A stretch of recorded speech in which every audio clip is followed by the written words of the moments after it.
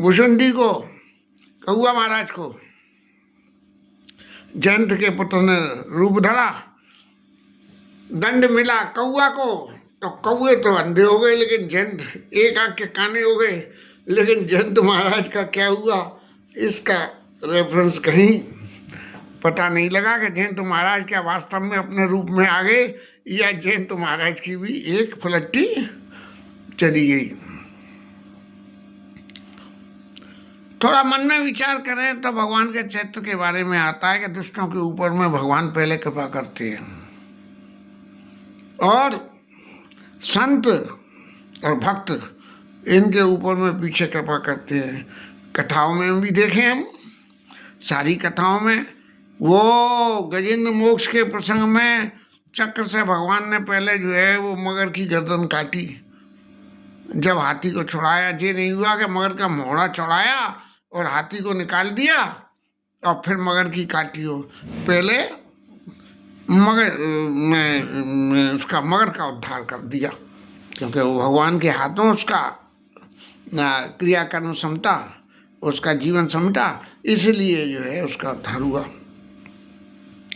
सभी तरह के खेलों में, सभी तरह की लीलाओं में ऐसा प्रसंग निरंतर रूप से आता है कि भगवान से ज़्यादा, राम से अधिक राम का नाम नाम वालों को, और भगवान के जो भक्तों के चरण पकड़ ले उनका उद्धार पहले होता है, और भक्तों का या सिद्ध महंतों का इनका उद्धार पीछे होता है।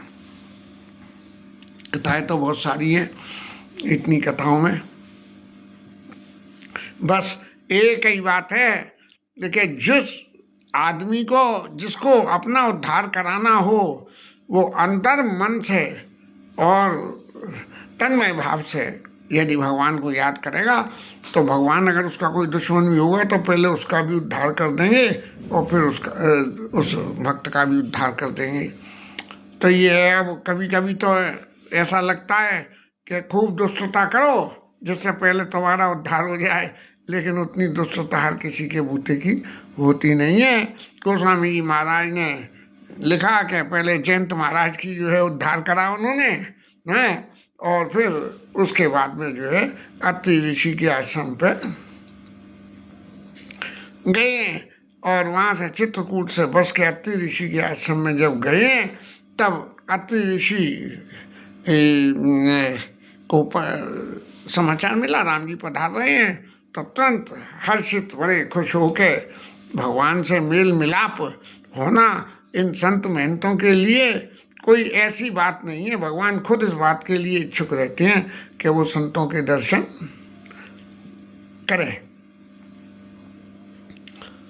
राम जी महाराज चले आए तेजी से, और करत दंडवत मुनि उर लाए, प्रेम बारी दो जन अत्रि ऋषि की आंखों में अश्रुपात होने लगा, और कि ये देख के कि आज भगवान मेरे आश्रम में पधारे। हालांकि सतत साधना का अर्थ ये नहीं था कि भगवान को बुलाना था, सतत साधना का अर्थ ये था कि जीवन सफल तभी है जब भगवान की साधना हो। तो इस साधना से करते और भगवान जो है उस साधना का फल देने के लिए आए। राम जी के ने प्रणाम किया, अत्रि महाराज ने जो है उनके दर्शन करके देखे राम छवि नैन जुड़ारे, और सादर निज आश्रम तब आने। भगवान को देख के नैन जुड़ाने माने सफल हो गए, ऐसे जुड़ गए कि वहाँ से अब हटने का मन ही नहीं करे। तब जो है अत्रि ऋषि ने राम जी को आसन पे बिठाया, और घर में कोई आवे तो उसके मान सम्मान के लिए कोई भोज्य पदार्थ देना मर्यादा की बात होती है, तो उन्होंने कंदमूल फल दिए। कंदमूल फल देने के बाद में अत्रि ऋषि, राम जी, लक्ष्मण जी, सीता जी सब लोग एक स्थान पर विराजमान हुए। प्रभु आसन आसीन बड़ी लोचन शोभा निरखी मुनि वर, परम प्रवीण जोरी पानी स्तुति करत। बड़े मुनिवर परम प्रवीण, भगवान की भक्ति करने में इतने प्रवीण कि साक्षात में जब भगवान भी सामने आ गए तो उनकी जो है वंदना कर रहे हैं। क्या कर रहे हैं?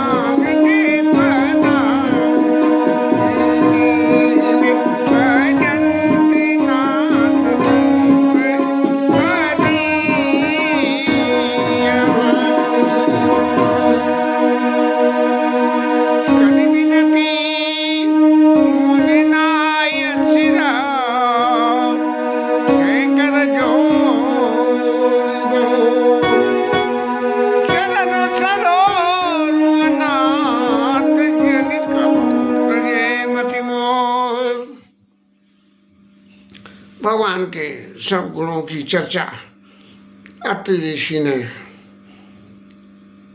उनके राम जी के सामने उनके गुणों की चर्चा करके और फिर भगवान की वंदना कर विनती मुझे नाई सिर चरणों में सिर नवा के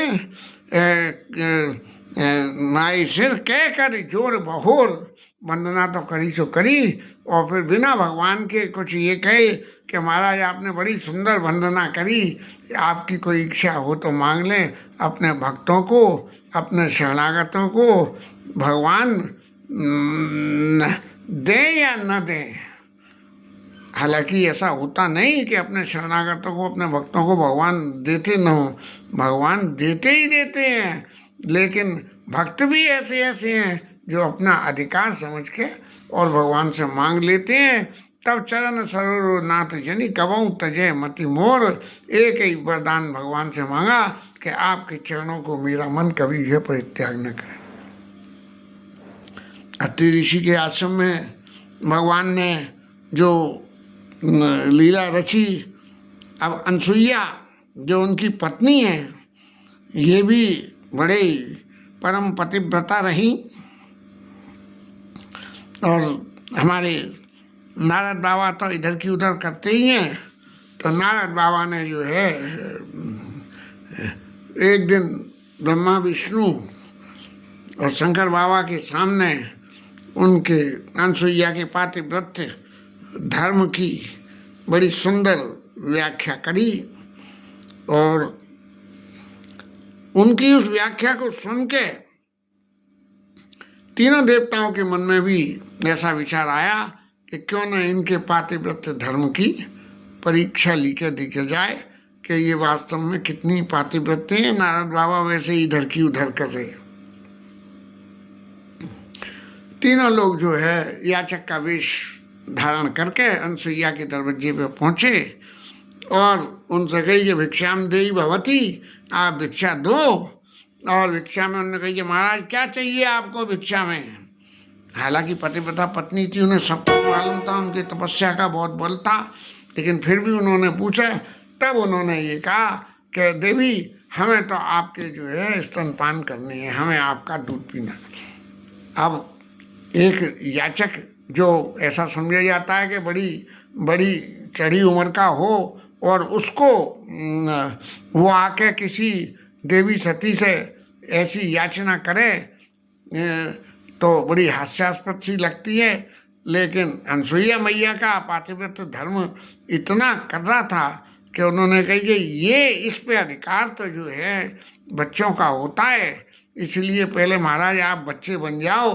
तो अपनी तपस्या का प्रभाव का स्मरण करके जल छिड़का तो तीनों जो है गोदी के बच्चे हो गए। अनसुईया माता ने जो है स्तनपान कराया और पालने में उनको झूलने के लिए डाल दिया। अब कुछ दिन हो गए, तीनों देवताओं का पता नहीं, तो उनकी देवियाँ पूछ रही हैं कि कहाँ गए नारद बाबा, तुमने देखे क्या? बोले हाँ देखे, अत्रि महाराज के आश्रम में जो है बच्चा बन के पालने में झूल रहे हैं।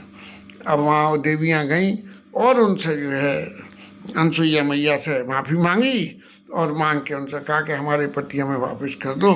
तो इस तरह का पातिव्रत्य धर्म अनसुईया मैया का सुना हमने। अभी 3-4 दिन पहले कथा में भी सुना था YouTube पे। यहाँ वही अनसुईया मैया ने सीता माता को जो है पातिव्रत्य धर्म का उपदेश किया है कि पातिव्रत्य धर्म क्या होता है। यद्यपि सीता मैया के बराबर पातिव्रत्य धर्म का निर्वाह करने वाला दूसरा इस लौकिक जगत में कोई दूसरा हो या न हो, लेकिन उनका पातिव्रत्य धर्म अनुकरणीय है।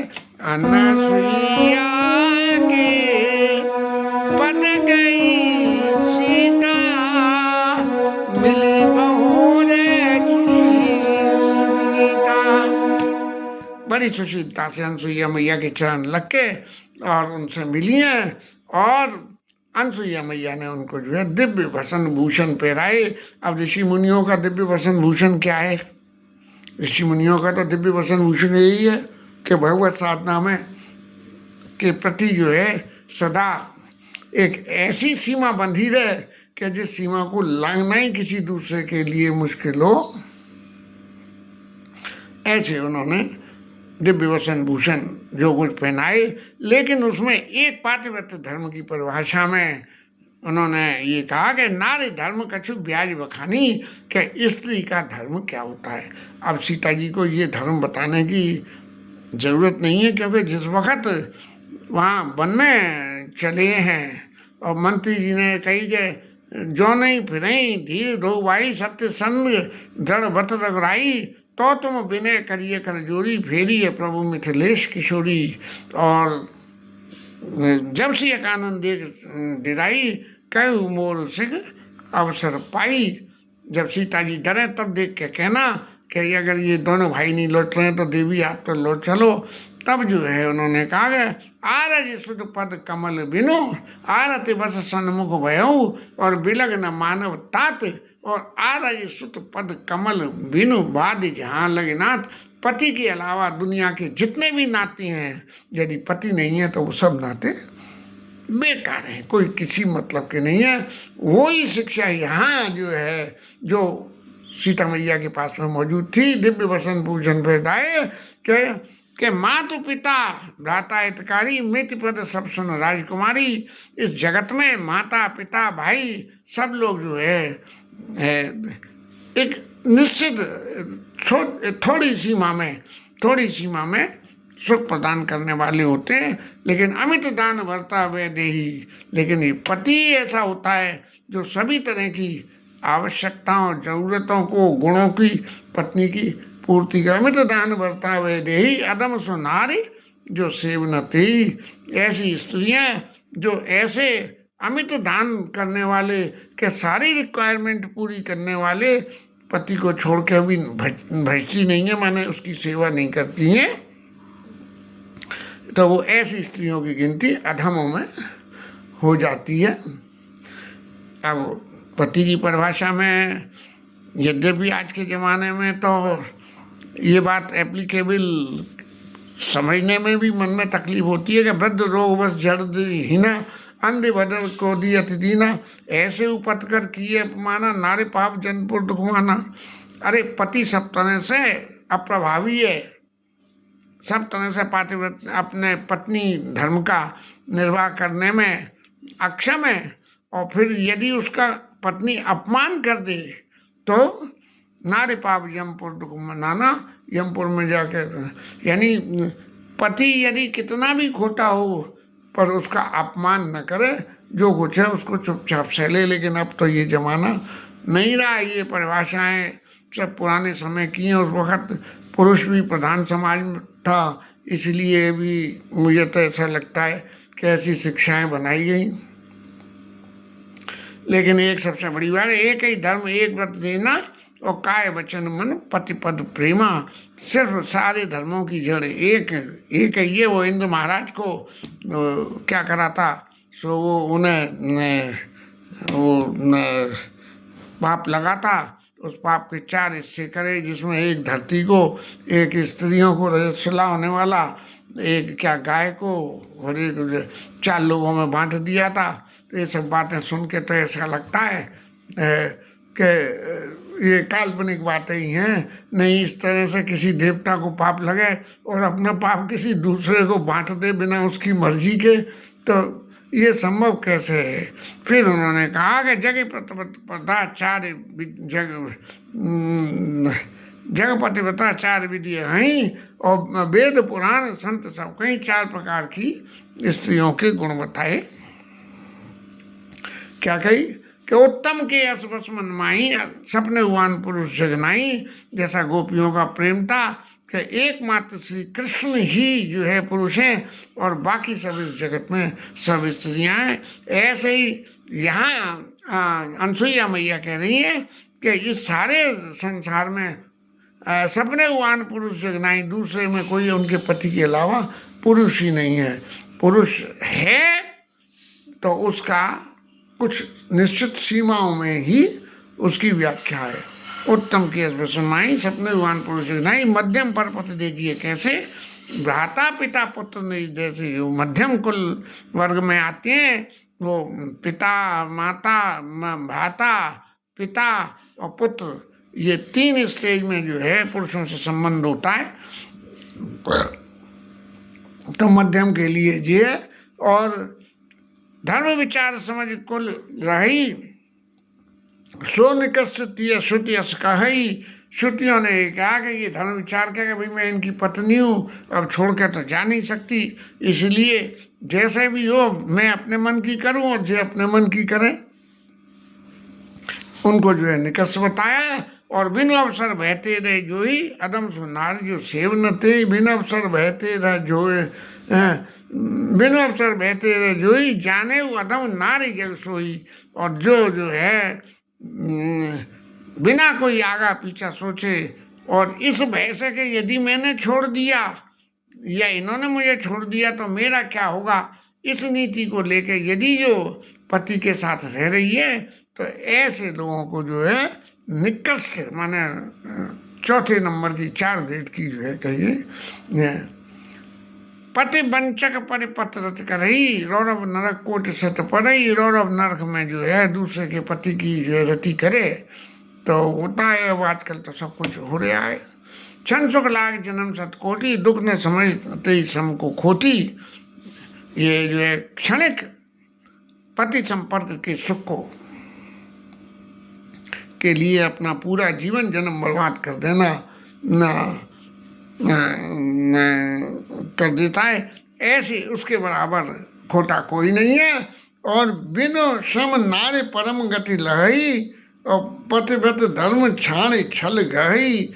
स्त्री को कोई किसी देवता की पूजा, किसी की भी कुछ भी करने की जरूरत नहीं है कि पतिव्रत धर्म छाणे छल गई। पति के संग में छल करके कोई धर्म का पालन न करे तो उसकी वैसे ही सदगति हो जाती है, किसी देवता की पूजा की जरूर है। लेकिन यदि इसके विपरीत यदि काम करे तो पति प्रतिकूल जन्म न जाई, विधवा हो ही पाई तरुणाई हुई। तरुण अवस्था में ही जो है वो विधवा हो जाती है, अगले जन्म में जाके सहज पावन पति सेवत सुगत लही, जस गावत सुत चार तुलसी तुलसी मैया भगवान को इसीलिए प्रिय है कि उन्होंने पातिव्रत्य धर्म का इतना पालन करा कि उनके वृंदा के पति जो है कौन से हिरण्यकश्यप, वृंदा के पति कौन थे, वो राक्षस थे। और वो जो है किसी भी तरह शंकर जी पे भी काबू नहीं आ रहे थे। तब भगवान विष्णु ने जो है छल कर चारे उतास प्रभु सुरकार किंग, जब देव जाने उमरम तब शाप को कर दीन। तब जो है वृंदा महारानी ने जो है भगवान को शाप दिया, छल करके भगवान ने उनका पातिव्रत्य धर्म ताड़ा। तब हिरण्याक्ष का जो है वो वध किया गया और देवताओं की उससे रक्षा करी गई। और तुलसी मैया ने, वृंदा मैया ने भगवान को शाप दिया और फिर भगवान जाके जो है बद्रीनाथ धाम में तपस्या करी। और तब वहाँ जो है वो बद्री माने बेर, और बद्रीनाथ वहाँ बेर के पेड़ के नीचे भगवान ने तपस्या करी और वृंदा मैया ने उनके ऊपर में जो है छाया सेवा करके तब से जो है तुलसी, वृंदा और तुलसी एक ही नाम है और ये जो है भगवान को अत्यंत प्रिय हो गए। अब इतनी बात कह तो दी, लेकिन तभी अनसुईया मैया को ऐसा लगा कि कहीं ऐसा तो न हो कि सीता मैया कह रही हो कि देवी ये बातें तो सब मुझे मालूम है और मैं जीवन में जो है इन सबको धारण करती हूँ। तो इसलिए अनसुईया मैया ने कहा सुन सीता तब नाम, तुम्हारे नाम मात्र सही सुमेरे नारी पतिव्रत करई, तोई प्राण प्रिय राम कहू कथा संसार हिता। मैंने जो कुछ भी ये कथा कही है वो संसार के हित के लिए कही है। तुम्हारे में तो ये सभी गुण मौजूद हैं, तुम्हारे नाम मात्र के स्मरण से ही जो है संसार सागर से पार हो जाते हैं। सुन जानकी परम सुख पावा, सादरता से चरण से नावा, आपने उनके चरणों में सिर नवाया, राम जी महाराज चले दूसरे वन में जाने के लिए। अत्रि महाराज से आज्ञा मांगी और ये कहा कि महाराज मेरे ऊपर लगातार कृपा करते रहना, सेवक जान तजेऊ जनी नेऊ, मुझे अपना सेवक मानना और मेरे ऊपर बराबर स्नेह। अब ऐसा लगता है कि भगवान ओके है और ये जो है ये बात मांग रहे हैं, तो क्या ये बात सही है? तब जो है धर्मदंड प्रभु के वाणी सुनि सप्रेम बोले मुनि ज्ञानी, क्या कि महाराज जिसकी कृपा जो है ब्रह्मा विष्णु महेश मांगते हैं, वो जो है अब मेरे सामने ये वचन कह रहे हैं संतत मोह पर कृपा करे हूँ। बोले महाराज अब मैं समझ गया, आपका शील इतना सुंदर है, आप इतने शीलवान हो, तो आप ऐसी बात कैसे नहीं कहोगे? कई विध कहूँ जाऊ। अब स्वामी महाराज इतने शीलवान व्यक्ति के संग में रह के हमारे जीवन में भी कुछ गुण आए, इसलिए जो मैं आपसे कैसे जाने की कहूँ, कहूँ ना तो तुम अंतर्यामी, मैं कैसे ये कह दूँ कि महाराज आप यहाँ से चले, आप यहाँ ही बसो। अस कही प्रभु लोक मंदिरा, लोचन जलव पुलक शरीरा। नेत्रों में जो है